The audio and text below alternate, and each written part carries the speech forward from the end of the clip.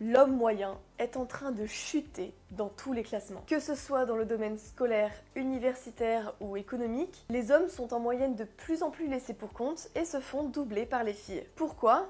Eh bien parce que le système scolaire est de plus en plus fait pour les filles et pas pour les garçons. Dès l'école primaire, on demande aux enfants de s'asseoir pendant des heures dans une salle de classe plutôt que de passer du temps dehors. Pendant la récréation, les jeux agités et violents des garçons sont mal vus. Les professeurs préfèrent les enfants sages et obéissants, ce qui favorise les petites filles. Et cette vision continue même à l'université où l'étudiant parfait est en réalité une étudiante. On voit déjà les résultats de cette approche qui marginalise les jeunes hommes. Par exemple, comme le dit l'INSEE, à la rentrée 2020, 2,78 millions d'étudiants sont inscrits dans l'enseignement supérieur en France, dont 56% de femmes.